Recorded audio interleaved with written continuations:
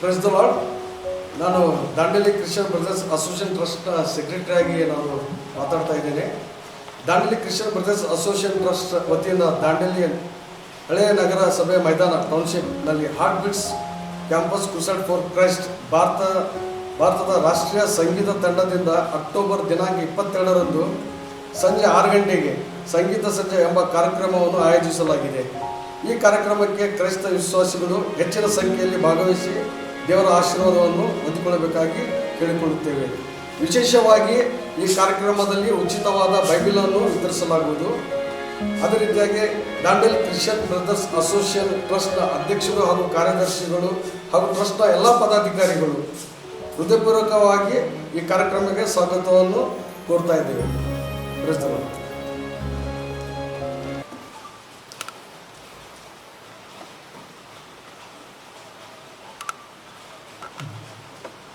Price the lord. ನಾವು ಈಗಾಗಲೇ Dandeli Christian brother association ಇದನ್ನು ರಿಜಿಸ್ಟ್ರೇಷನ್ ಮಾಡಿ ಈಗಾಗ 1 ವರ್ಷ ಆಗ್ಲಿಕ್ಕೆ ಬರ್ತಾ ಇದೆ. ಈ 1 ವರ್ಷದಲ್ಲಿ ನಾವು ಹೆಚ್ಚು ಕಡಿಮೆ ಈಗಾಗಲೇ ನಾವು 3 ಪ್ರೋಗ್ರಾಮ್ಗಳನ್ನು ನಡೆಸಿ ಆಗಿರುತ್ತದೆ. ಈಗ ಇದು ನಮ್ಮ 4ನೇ ಪ್ರೋಗ್ರಾಮ್ ಆಗಿದೆ.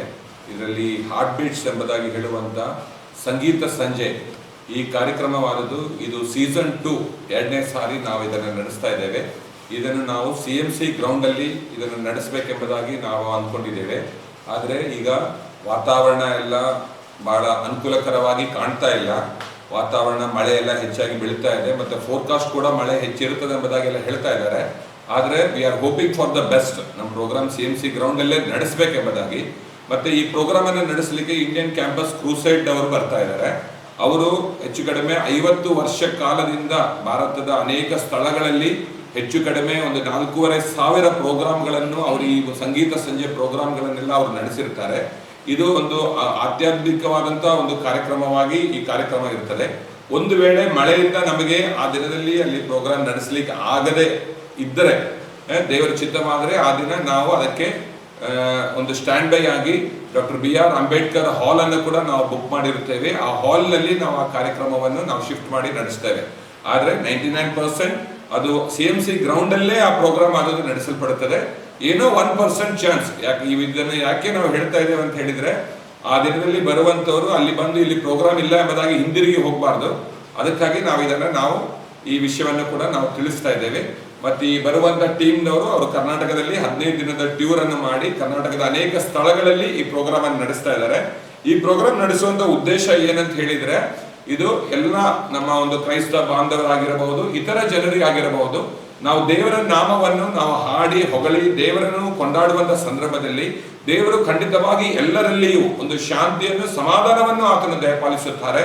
ನಾವು ಕೂಡ ಈ ನಮ್ಮ ದಾಂಡೇಲಿ ನಾಡಿನ ಒಂದು ಶಾಂತಿ ಸಮಾಧಾನಕ್ಕಾಗಿ ನಾವು ಬಯಸ್ತಾ ಇದ್ದೇವೆ. ಭಾರತ ದೇಶದ ಸಮಾಧಾನಕ್ಕಾಗಿ ಕೂಡ ನಾವು ಬಯಸ್ತಾ ಇದ್ದೇವೆ.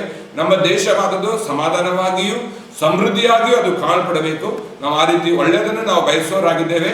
ಅದಕ್ಕಾಗಿ ನಮ್ಮ ಭಗವಂತನ ಬಳಿಯಲ್ಲಿ ನಾವು ಬೇಡಿಕೊಂಡು ನಾವು ಭಗವಂತನ ನಾಮವನ್ನು ನಾವು ಕೀರ್ತಿಸಿ ಹೊಗಳಿ ನಾವು ದೇವರ ಕಡೆ ಬೇಡಿಕೊಳ್ಳೋದಕ್ಕಾಗಿ ಈ ರೀತಿಯಾಗಿರುವಂತಹ ಪ್ರೋಗ್ರಾಮ್ಗಳನ್ನು ನಾವು ನಡೆಸ್ತಾ ಇದ್ದೇವೆ.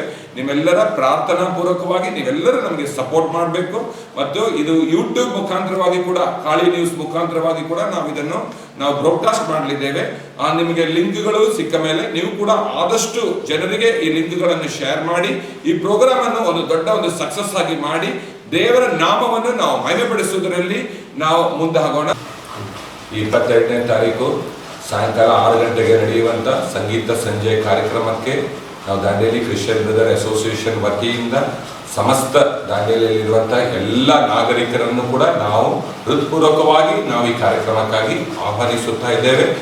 ಅದಕ್ಕಾಗಿ ನಿಮ್ಮೆಲ್ಲರ ಸಹಕಾರಗಳನ್ನು ನಾನು ಕೇಳಿಕೊಳ್ಳುತ್ತಾ ಈ 2 ಮಾತುಗಳನ್ನು ಮುಗಿಸ್ತೇನೆ. ಕರ್ತನಾಮಕ್ಕೆ ಸ್ತೋತ್ರವಾಗಲಿ. ಧನ್ಯವಾದಗಳು.